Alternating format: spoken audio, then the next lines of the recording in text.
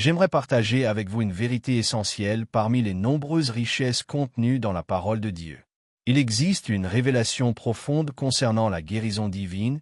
Il est indispensable d'y entrer avec sérieux et persévérance. Les témoignages de vies transformées, de corps restaurés et de miracles manifestés démontrent encore aujourd'hui que Dieu agit avec puissance. D'innombrables personnes ont expérimenté des guérisons extraordinaires, et certaines ont même été ramenées à la vie après avoir été déclarées mortes. Ces témoignages ne sont pas seulement des récits inspirants, ils constituent des preuves vivantes de la fidélité de Dieu et de l'efficacité de son œuvre rédemptrice. Lorsque nous nous exposons continuellement à la vérité de la parole de Dieu, notre foi grandit et se fortifie. La guérison devient alors plus qu'un simple espoir. Elle devient une conviction profonde, enracinée dans l'œuvre accomplie de Jésus-Christ. Il est pratiquement impossible de demeurer dans le doute lorsque l'on nourrit constamment son cœur de la vérité divine. La foi vient de ce qu'on entend, et ce qu'on entend vient de la parole de Dieu. Romains 10, verset 17. Prions pour continuer. Père, nous te remercions pour ta présence vivante au milieu de nous. Ouvre nos cœurs à ta vérité, renouvelle notre intelligence par ta parole et révèle-nous aujourd'hui la puissance de Jésus-Christ qui demeure en nous. Que toute incrédulité soit dissipée, que toute peur recule devant ta lumière et que notre foi soit fortifiée afin de recevoir pleinement tout ce que tu as accompli pour nous en Jésus-Christ. Amen. Vous devez être absolument convaincu que la guérison n'est pas une option secondaire dans la vie chrétienne. Elle fait partie intégrante de l'œuvre expiatoire de Jésus-Christ. Tout comme il est venu pour nous délivrer du péché, il est également venu pour porter nos maladies et nos infirmités. Jésus ne désire pas davantage vous voir malade qu'il ne désire vous voir vivre dans le péché. Cette vérité doit s'enraciner profondément dans votre cœur. Ésaïe 53, versets 4 à 5. Beaucoup considèrent la maladie comme une réalité inévitable de la vie, quelque chose qu'il faut simplement accepter. Pourtant, lorsque nous comprenons réellement ce que Jésus a accompli, notre perspective change radicalement. Nous réalisons alors que la guérison a déjà été acquise au prix de son sacrifice. Trop souvent, les croyants pensent qu'ils sont impuissants face à la maladie et qu'ils ne peuvent rien faire parce qu'ils ne sont que de simples êtres humains. Cependant, cette manière de penser est contraire à la révélation de l'Évangile. Vous n'êtes pas simplement humain. Si vous êtes né de nouveau, l'Esprit de Dieu habite en vous. Une partie de votre être est entièrement remplie de la présence du Saint-Esprit. La même puissance qui a ressuscité Jésus-Christ d'entre les morts demeure maintenant en vous. Il ne s'agit pas d'une image symbolique, mais d'une réalité spirituelle. La puissance de résurrection de Christ vit à l'intérieur de chaque croyant. Romains 8, verset 11. Lorsque vous commencez à reconnaître cette vérité, votre manière de penser change. Vous cessez de vous voir comme une victime sans défense et vous commencez à vous considérer comme un enfant de Dieu habité par sa puissance. La foi grandit lorsque vous prenez conscience de ce que vous possédez déjà en Christ. Ce n'est pas une puissance que vous essayez d'obtenir, c'est une puissance qui réside déjà en vous. Tant que les croyants se considèrent faibles, limités et incapables, ils auront du mal à expérimenter pleinement les promesses de Dieu. Mais lorsqu'ils réalisent que le Saint-Esprit demeure en eux, que la vie même de Jésus coule dans leur être et que les ressources du ciel leur ont été données en Christ, alors une nouvelle assurance naît dans leur cœur. Ils commencent à marcher dans une foi plus ferme, une confiance plus profonde et une attente plus grande de l'intervention divine. Éphésiens 1, verset 3. Dieu ne vous a pas laissé seul face aux défis de la vie. Il vous a donné son esprit, sa parole et sa puissance. La victoire n'est pas quelque chose de lointain que vous devez poursuivre, elle est déjà disponible en Jésus-Christ. Plus vous méditez cette vérité, plus vous réalisez que la puissance de Dieu est présente en vous pour transformer votre vie, fortifier votre foi et manifester la réalité du royaume de Dieu autour de vous. 1 Jean 4, verset 4. Vous pouvez parvenir à un niveau où vous combattez la maladie avec la même détermination que vous combattez le péché. Au cours de nombreuses années de marche avec le Seigneur, j'ai appris qu'il existe des lois spirituelles et naturelles que nous devons respecter. Notre corps est mortel, et nous devons en prendre soin, nous reposer lorsque cela est nécessaire et agir avec sagesse. Cependant, cela ne signifie pas que nous devons accepter la maladie comme une fatalité.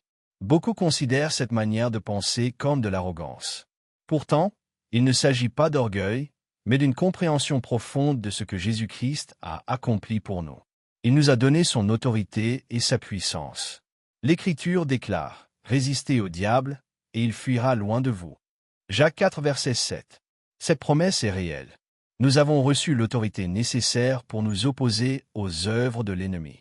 Dans la parole de Dieu, il est écrit, « Vous servirez l'Éternel, votre Dieu. Il bénira votre pain et votre eau, et j'éloignerai la maladie du milieu de toi. » Exode 23, verset 25. Le sens profond du terme employé dans ce passage évoque l'idée de détourner, d'interrompre et de faire cesser quelque chose. Dieu révèle ici qu'il est possible que la maladie soit stoppée, neutralisée et rejetée. Il est possible d'atteindre un niveau où notre être devient spirituellement résistant à ce que l'ennemi cherche à imposer. Certains trouvent cela étrange. Pourtant, ce qui est réellement étrange, c'est que tant de croyants ignorent ce qui leur a été acquis par le sacrifice de Jésus-Christ. Pourquoi accepter ce que Christ a déjà porté à la croix? Pourquoi vivre sous le poids de ce dont il nous a déjà délivrés? Galates 3, verset 13. Cela ne signifie pas que rien ne tentera jamais d'attaquer le corps. Des symptômes peuvent apparaître, des douleurs peuvent se manifester.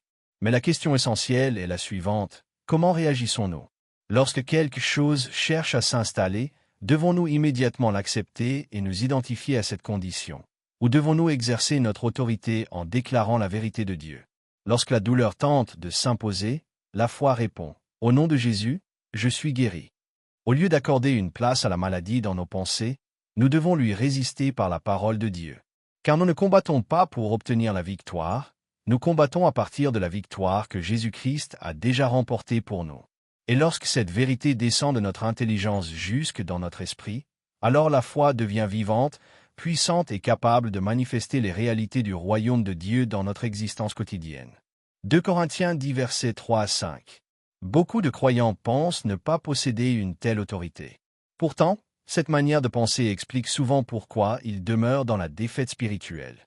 Ils croient que Dieu peut agir, mais ils vivent comme s'ils n'avaient encore rien accompli. Ils se considèrent comme de simples spectateurs, attendant que Dieu décide d'intervenir. Or, l'Évangile enseigne clairement que Dieu a déjà pourvu à notre guérison par l'œuvre accomplie de Jésus-Christ. Dans le livre des Actes, nous découvrons que Pierre et Jean montaient au temple à l'heure de la prière lorsqu'ils rencontrèrent un homme boiteux de naissance. Cet homme vivait dans cette condition depuis de nombreuses années.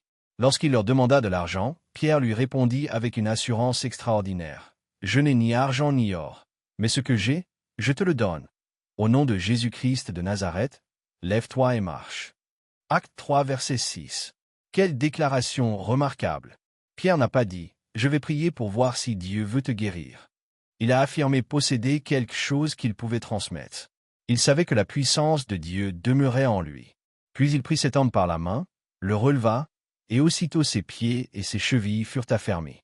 L'homme se mit à marcher, à sauter et à louer Dieu. Ils n'ont pas commencé par une longue prière, ils ont exercé l'autorité que Jésus-Christ leur avait donnée. L'Écriture déclare que Jésus donna à ses disciples le pouvoir de chasser les esprits impurs et de guérir toute maladie et toute infirmité. Matthieu 10, verset 1. Puis il leur ordonna: « Guérissez les malades, ressuscitez les morts, purifiez les lépreux, chassez les démons.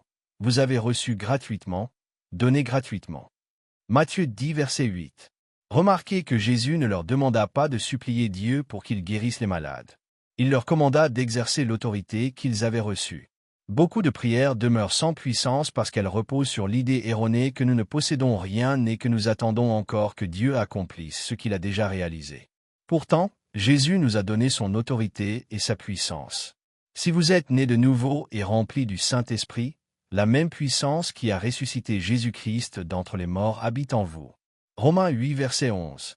Jésus a également déclaré: « Vous recevrez une puissance, le Saint-Esprit survenant sur vous. » Acte 1, verset 8. Cette puissance n'est pas réservée à quelques privilégiés, elle est destinée à chaque croyant. Lorsque nous demandons continuellement à Dieu de faire ce qu'il nous a déjà donné, nous risquons de passer à côté de la réalité spirituelle. C'est comme demander un cadeau que nous avons déjà reçu. Si quelqu'un recevait une Bible et revenait sans cesse demander cette même Bible, la situation semblerait étrange. De la même manière, notre Père Céleste voit souvent ses enfants réclamer ce que Jésus-Christ a déjà acquis pour eux. L'Écriture déclare: « C'est par ces meurtrissures que vous avez été guéris. » 1 Pierre 2, verset 24. Si vous avez été guéris, alors la guérison est déjà incluse dans l'œuvre parfaite et achevée de Christ.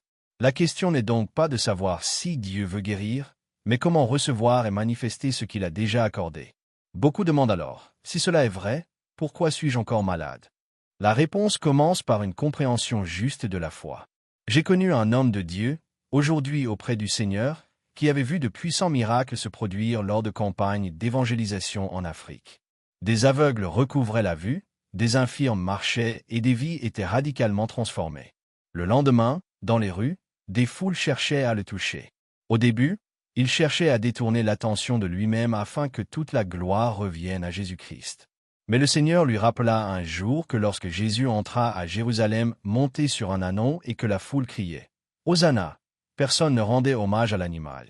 Tous honoraient celui qui était assis sur lui. Matthieu 21 versets 7 à 9. De la même manière, lorsque Dieu agit à travers un croyant, les hommes glorifient le Dieu qui agit en lui.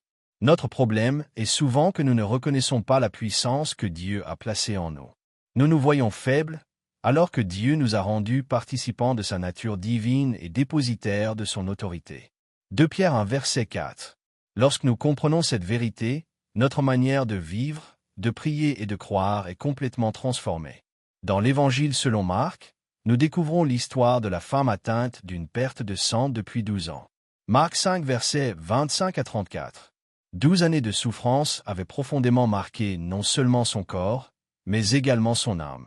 Lorsqu'une personne souffre pendant si longtemps, la maladie finit par influencer sa manière de penser, ses projets, ses habitudes et parfois même son identité. Elle commence à vivre en fonction de sa condition plutôt qu'en fonction de la vérité de Dieu. Pourtant, cette femme prit une décision qui allait changer sa destinée. Elle refusa de laisser sa condition définir son avenir. Elle choisit de croire que la puissance de Dieu était disponible pour elle. C'est cette foi qui lui permit de saisir ce que Dieu avait déjà préparé. De la même manière aujourd'hui, nous sommes appelés à ne pas nous identifier à nos circonstances, mais à nous identifier à l'œuvre parfaite de Jésus-Christ qui nous a donné la victoire, la vie et la puissance par son sacrifice glorieux. Cette femme avait souffert entre les mains de nombreux médecins. Elle avait dépensé tout ce qu'elle possédait sans obtenir d'amélioration. Au contraire, son état n'avait fait qu'empirer. Pourtant, lorsqu'elle entendit parler de Jésus, quelque chose changea profondément dans son cœur. Une conviction naquit en elle, et elle se dit, « Si je puis seulement toucher ses vêtements, je serai guérie. » Marc 5, verset 28. Cette déclaration était une véritable parole de foi.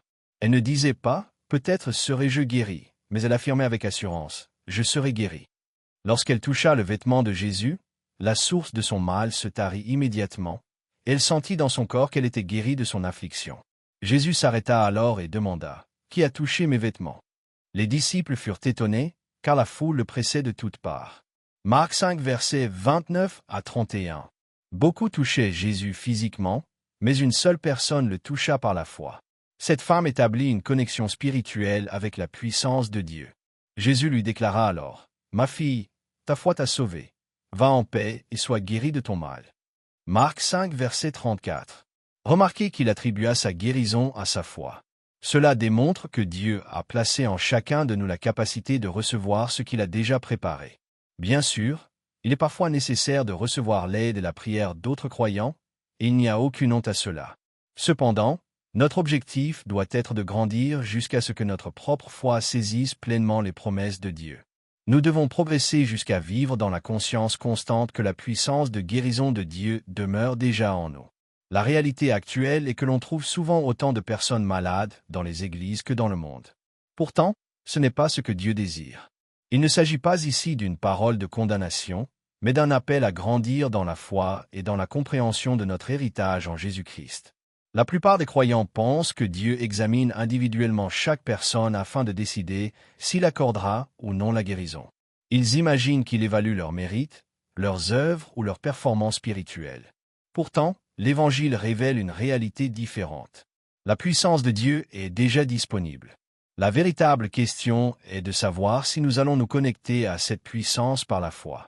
Lorsque cette femme toucha Jésus, la puissance sortit de lui sans qu'il ait préalablement analysé sa situation ou évalué sa valeur personnelle.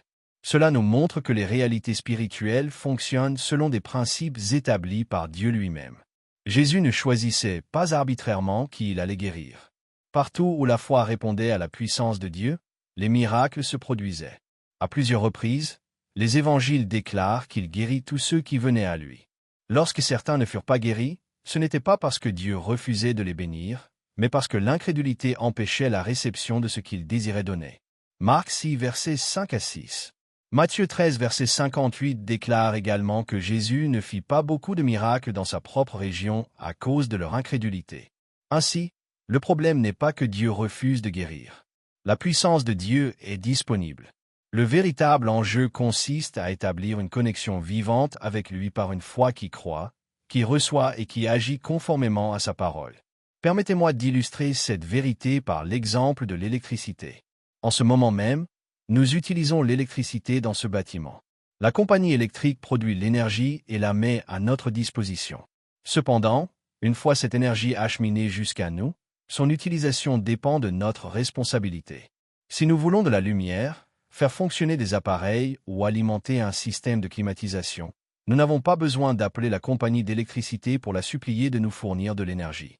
Nous pourrions expliquer l'importance de notre réunion, insister sur l'urgence de notre situation ou même demander à des centaines de personnes d'intervenir en notre faveur. Cela ne changerait rien. La compagnie produit l'énergie, mais ce n'est pas elle qui actionne l'interrupteur. Il en est de même dans le domaine spirituel. Dieu est la source de toute puissance, mais il a établi une alliance avec ses enfants et a mis sa puissance à leur disposition. L'Écriture déclare « Ainsi parle l'Éternel, le Saint d'Israël et son Créateur, interrogez-moi sur les choses à venir, donnez-moi des ordres au sujet de mes fils et de l'œuvre de mes mains. » Ésaïe 45, verset 11. Cela ne signifie pas que nous contrôlons Dieu, car personne ne peut contrôler Dieu. Mais, tout comme la compagnie électrique met l'énergie à notre disposition selon des règles établies, Dieu a mis sa puissance à la disposition des croyants selon des lois spirituelles qu'il a lui-même instituées. Lorsque j'actionne un interrupteur, je commande à l'électricité de fonctionner. Je ne suis pas la source de cette énergie. Je ne l'ai pas créée et je n'en suis pas l'auteur. Pourtant, cette puissance a été mise à ma disposition, et elle répond aux lois qui régissent son fonctionnement. Si je refuse d'actionner l'interrupteur, aucune quantité de supplication, de désespoir ou d'émotion ne produira de lumière. L'électricité ne fonctionne pas selon les sentiments ou les besoins. Elle fonctionne selon des lois établies. De même, dans le monde naturel, il existe la loi de la gravité. Peu importe le lieu, la personne concernée ou les circonstances, cette loi demeure constante. Si quelqu'un saute dans le vide, il tombera. Cette réalité nous rappelle que Dieu a également établi des principes spirituels immuables. Lorsque nous comprenons ces principes et que nous agissons en accord avec eux, nous découvrons que la puissance de Dieu, déjà présente et disponible, peut se manifester avec puissance dans notre vie. La loi de la gravité n'est pas un phénomène occasionnel, elle constitue une loi universelle. De la même manière, il existe des lois spirituelles qui gouvernent la manière dont la puissance de Dieu agit. La femme atteinte d'une perte de sang avait compris et appliqué certains de ces principes spirituels. La puissance de Dieu a coulé vers elle sans que Jésus n'ait procédé à une analyse de sa valeur personnelle ou de ses mérites. Elle a activé, par la foi, un principe spirituel établi par Dieu. Bien entendu, personne ne connaît parfaitement tous les principes du royaume de Dieu. Nous sommes tous appelés à apprendre et à grandir continuellement. Mais plus nous découvrons ces vérités, plus nous voyons la puissance divine se manifester dans notre vie. Certaines attitudes peuvent cependant constituer des obstacles à cette puissance. Dans le monde naturel, certains matériaux conduisent l'électricité tandis que d'autres l'isolent. De la même manière, dans le domaine spirituel, le découragement, l'incrédulité, l'amertume, le manque de pardon et de nombreuses autres attitudes du cœur peuvent empêcher le libre flot de la puissance divine. Dieu demeure toujours la source de toute puissance, mais certaines dispositions intérieures peuvent nous empêcher de recevoir pleinement ce qu'il désire accomplir en nous. Considérons à nouveau ce qui est écrit au sujet de cette femme. L'Écriture déclare, ayant entendu parler de Jésus. Marc 5, verset 27. Voilà le véritable point de départ. La foi ne commence pas par l'émotion, mais par l'écoute de la vérité. L'apôtre Paul affirme, ainsi la foi vient de ce qu'on entend, et ce qu'on entend vient de la parole de Christ. Romains 10, verset 17. Avant de croire, il faut entendre. Avant de recevoir, il faut connaître. Beaucoup de personnes n'ont jamais entendu que Dieu désire guérir. Elles pensent que la guérison dépend du hasard ou qu'elle constitue une faveur exceptionnelle accordée à quelques privilégiés. D'autres limitent la puissance de Dieu à travers leurs conceptions humaines. C'est pourquoi il est essentiel d'annoncer la parole, de proclamer les promesses de Dieu et de témoigner de ses œuvres. La vérité entendue produit la foi. Certains prétendent que l'ignorance est sans conséquence. Pourtant, cela est faux. Ce que nous ignorons peut nous maintenir dans la souffrance. La connaissance de Dieu constitue une clé essentielle de la vie spirituelle. L'Écriture déclare, comme sa divine puissance nous a donné tout ce qui contribue à la vie et à la piété, au moyen de la connaissance de celui qui nous a appelés. 2 Pierre 1 verset 3. Remarquez attentivement que tout ce qui concerne la vie et la piété nous a déjà été donné. La guérison, la foi, la paix, la sagesse et toutes les ressources spirituelles sont accessibles par la connaissance de Dieu. Le verset suivant ajoute, par lesquelles les plus grandes et les plus précieuses promesses nous ont été données. 2 Pierre 1 verset 4. Les Écritures contiennent les réponses aux besoins les plus profonds de l'existence humaine. La sagesse de Dieu y est pleinement révélée. Voilà pourquoi cette femme devait d'abord entendre parler de Jésus. Cependant, entendre n'était pas suffisant, elle décida ensuite d'agir avec détermination. L'Écriture précise qu'elle vint dans la foule par derrière afin de toucher le vêtement de Jésus. Cette attitude révèle une foi active et résolue. Beaucoup de croyants adoptent malheureusement une attitude passive. Ils disent « Seigneur, si tu veux me guérir, me voici ». Pourtant, Jésus a déclaré « Depuis le temps de Jean-Baptiste jusqu'à présent, le royaume des cieux est forcé, et ce sont les violents qui s'en emparent. » Matthieu 11 verset 12. Nous vivons dans un monde marqué par les conséquences de la chute. Il existe des maladies, des souffrances, des accidents et toutes sortes d'oppositions. Un adversaire spirituel cherche continuellement à s'opposer au dessein de Dieu. Dans un tel contexte, la victoire ne s'obtient pas par la passivité. Elle exige une foi déterminée, une foi qui refuse d'abandonner. Cette femme démontra précisément cette attitude. Selon la loi lévitique, son état la rendait rituellement impure. Toute personne ou tout objet qu'elle touchait devenait également impur. Elle vivait dans le rejet social et l'exclusion. Pourtant, malgré le regard des autres, malgré les risques qu'elle encourait et malgré les longues années de souffrance qu'elle avait endurées, elle prit la décision d'avancer. Imaginez cette scène. La foule entourait Jésus. Les habitants connaissaient probablement cette femme depuis de nombreuses années. Malgré cela, elle traversa cette multitude. Il est même possible qu'elle ait dû ramper entre les personnes pour parvenir jusqu'à Jésus. Son cœur était animé d'une seule conviction. Si je puis seulement toucher son vêtement, je serai guéri. Voilà la véritable attitude de la foi. Elle ne se contente pas d'espérer vaguement. Elle s'empare de la promesse de Dieu avec assurance. Elle refuse de se résigner à la souffrance. Elle refuse de laisser les circonstances définir son avenir. La foi regarde au-delà des apparences, au-delà des diagnostics et au-delà des limitations humaines. Elle s'appuie sur la fidélité de Dieu et sur l'œuvre parfaite accomplie par Jésus-Christ. C'est cette foi vivante, persévérante et agissante qui ouvre la porte à la manifestation de la puissance divine dans la vie du croyant. Certaines personnes passent leur temps à parler de leurs douleurs, de leurs diagnostics et de leurs difficultés. Bien sûr, la souffrance est réelle, et il ne s'agit pas de la nier. Cependant, lorsqu'un croyant nourrit constamment son problème au lieu de nourrir sa foi, il empêche la puissance de Dieu de circuler librement dans sa vie. Il est essentiel d'entendre la vérité, de croire la vérité et d'adopter une attitude conforme à cette vérité. Cette femme déclara, « Si je touche seulement son vêtement, je serai guéri. » Elle parlait selon sa foi. Jésus enseigna ce même principe lorsqu'il déclara, « Quiconque dira à cette montagne, « ôte-toi de là et jette-toi dans la mer », et s'il ne doute point dans son cœur, mais croit que ce qu'il dit arrive, il le verra s'accomplir. » Marc 11 verset 23. La foi s'exprime par les paroles. Depuis la création, Dieu agit par sa parole. Il parla, et l'univers vint à l'existence. Il parla à la terre, et elle produisit les arbres, les plantes et les êtres vivants. Toute la création est née de la parole de Dieu. Les paroles possèdent une puissance immense. L'Écriture déclare, « La mort et la vie sont au pouvoir de la langue. » Proverbe 18 verset 21.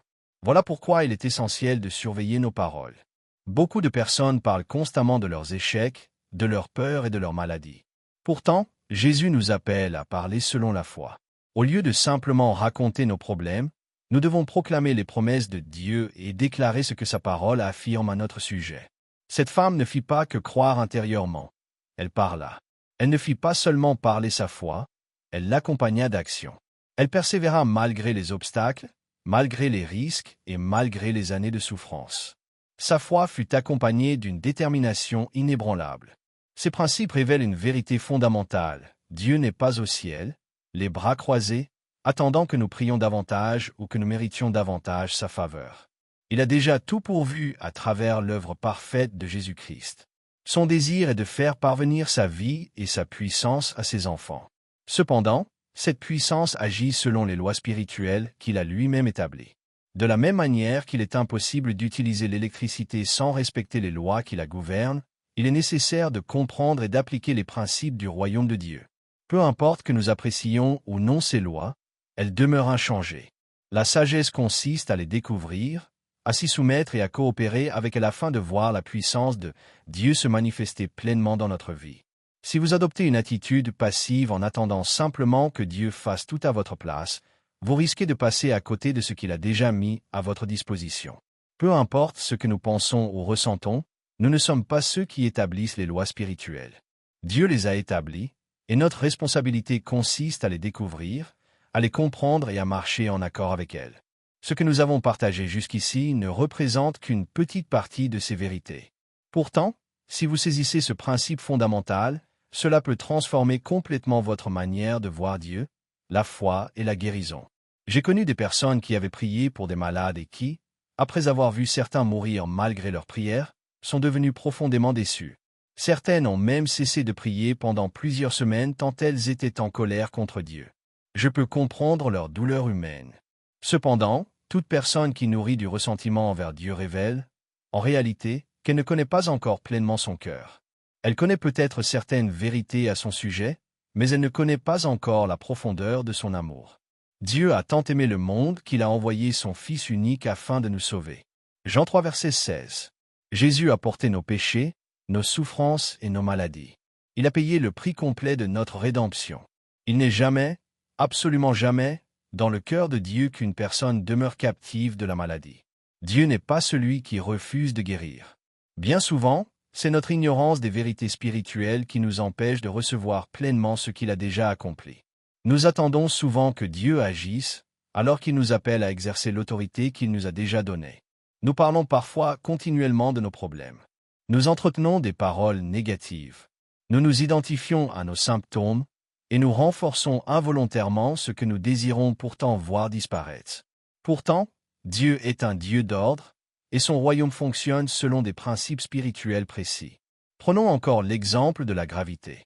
Dieu a créé cette loi pour notre bien. C'est grâce à elle que nous restons debout, que nous pouvons marcher et vivre normalement. Mais si quelqu'un décide d'ignorer cette loi et saute du haut d'un immeuble, les conséquences seront réelles. Ce n'est pas parce que Dieu désire sa mort, mais parce qu'il a ignoré une loi qui régit la création. De la même manière, il existe des lois spirituelles. L'Écriture déclare « La mort et la vie sont au pouvoir de la langue ». Proverbe 18, verset 21. Remarquez que ce verset ne parle pas seulement de la vie, mais également de la mort. Nos paroles ont un impact spirituel réel. Nous pouvons bénir ou maudire, édifier ou détruire. Nous pouvons parler selon la foi ou parler selon la peur. Beaucoup de personnes passent leur temps à annoncer leur propre déclin.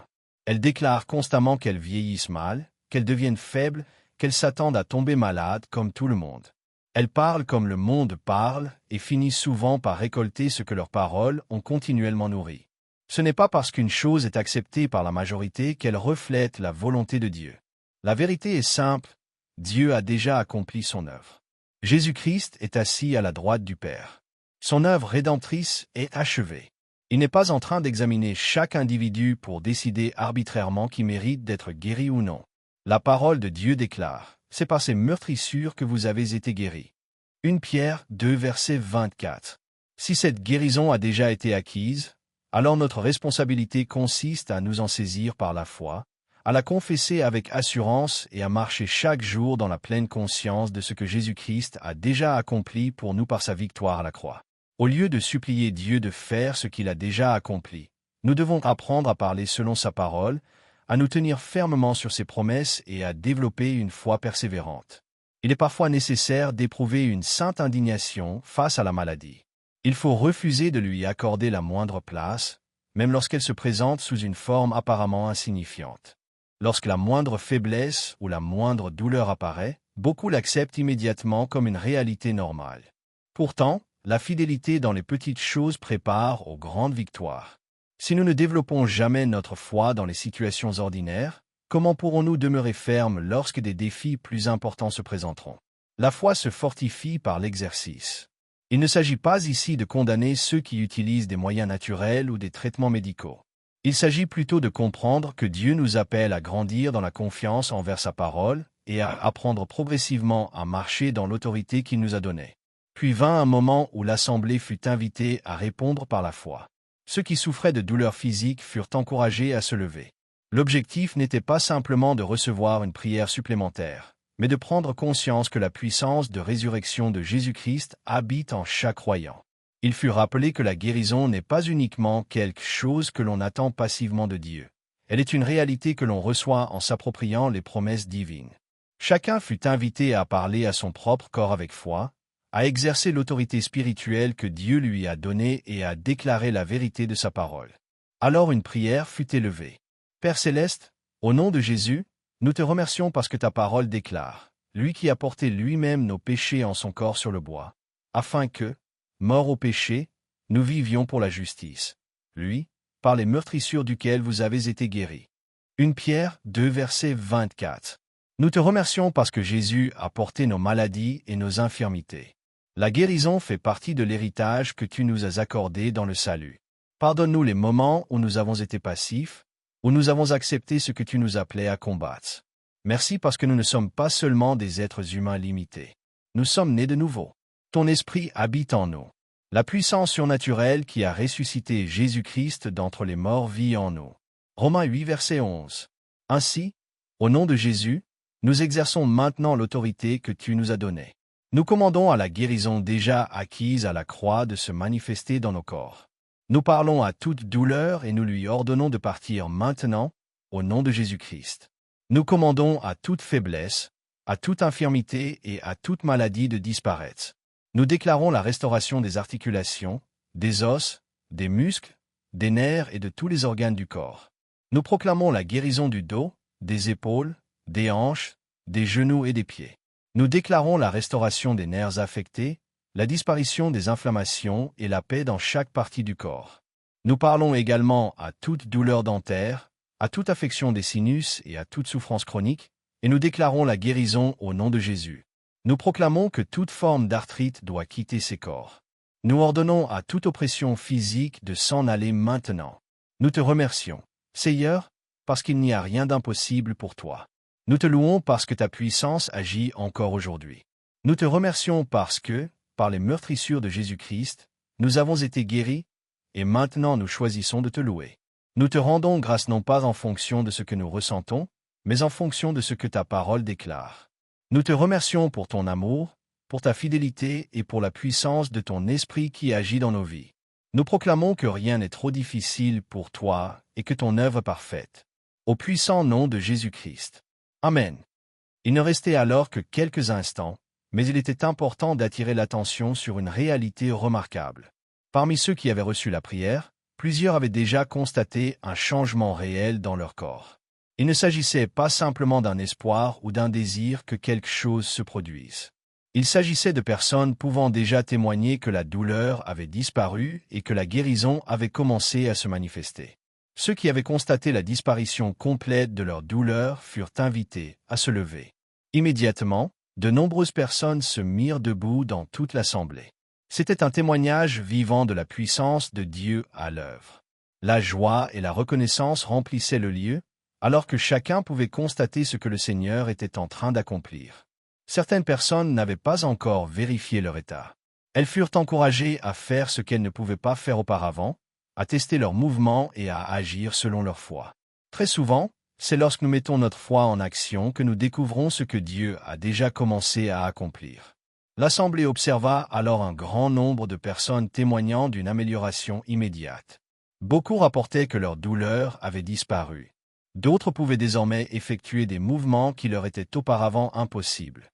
Parmi les témoignages recueillis, une personne souffrant d'un problème de disque vertébral déclara avoir ressenti un changement soudain dans son dos, comme si quelque chose s'était remis en place. La douleur qui l'accompagnait avait disparu et elle pouvait désormais bouger librement. Un autre témoignage concernait également des problèmes de disque et confirmait une amélioration immédiate. Ces témoignages rappellent une vérité essentielle. Lorsque la foi s'appuie sur la parole de Dieu et agit en accord avec elle, les réalités du royaume de Dieu peuvent se manifester dans notre existence. La gloire revient toujours à Jésus-Christ, qui demeure le même hier, aujourd'hui et éternellement. Hébreux 13, verset 8.